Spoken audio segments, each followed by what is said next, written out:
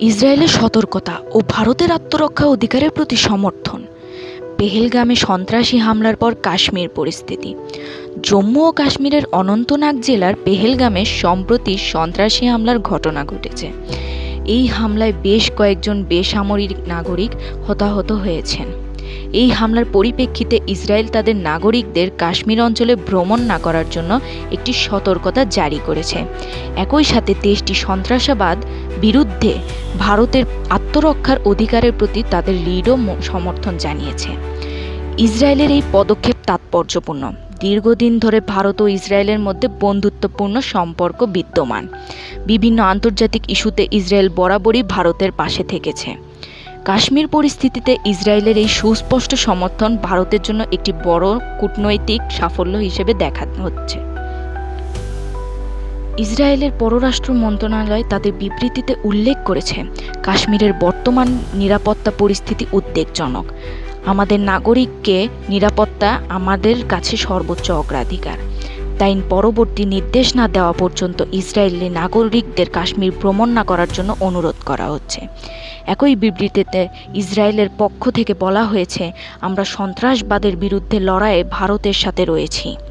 প্রতিটি দেশেরই আত্মরক্ষার অধিকার আছে এবং আমরা ভারতের সেই অধিকারকে সম্মান করি। পেহেলগামের এই হামলার তীব্র নিন্দা জানিয়েছে ভারত। দেশটির পক্ষ থেকে এই হামলার জন্য পাকিস্তান ভিত্তিক সন্ত্রাসী সংগঠনকে দায়ী করা হচ্ছে। ভারত সরকার ইতিমধ্যেই এই হামলার তদন্ত শুরু করেছে এবং দোষীদের বিরুদ্ধে কঠোর ব্যবস্থা নেওয়ার কথা জানিয়েছে। আন্তর্জাতিক মহলেও এই হামলার নিন্দা জানানো হয়েছে।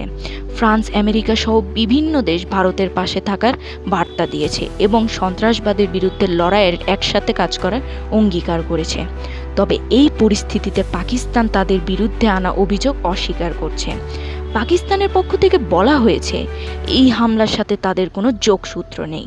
তারা বরং এই ঘটনার নিরপেক্ষ তদন্তের দাবি জানিয়েছে। কাশ্মীর দীর্ঘদিন ধরে সন্ত্রাসবাদের শিকার। ভারত সরকার উপত্যকায় শান্তি ও স্থিতিশীলতা বজায় রাখার জন্য বিভিন্ন পদক্ষেপ নিয়েছে, তবে মাঝে মাঝে এই ধরনের সন্ত্রাসী হামলা সেই প্রচেষ্টাকে ব্যাহত করছে। ইসরায়েলের এই সতর্কতা এবং ভারতের আত্মরক্ষার অধিকারের প্রতি সমর্থন এমন এক সময়ে এলো যখন উপত্যকার পরিস্থিতি বেশ উত্তপ্ত। এই সমর্থন নিঃসন্দেহে ভারতের মনোবল বাড়াবে এবং আন্তর্জাতিক স্তরে তাদের অবস্থান আরও দৃঢ় করবে। অন্যদিকে আন্তর্জাতিক সম্প্রদায়ের এই সম্মিলিত বার্তা সন্ত্রাসীবাদদের কাছে একটি স্পষ্ট হুঁশিয়ারি। কোনো প্রকার সন্ত্রাসী কার্যকলাপই বিশ্বজুড়ে গ্রহণ করা হবে না। আপনারা দেখছিলেন প্রতিদিন সকাল।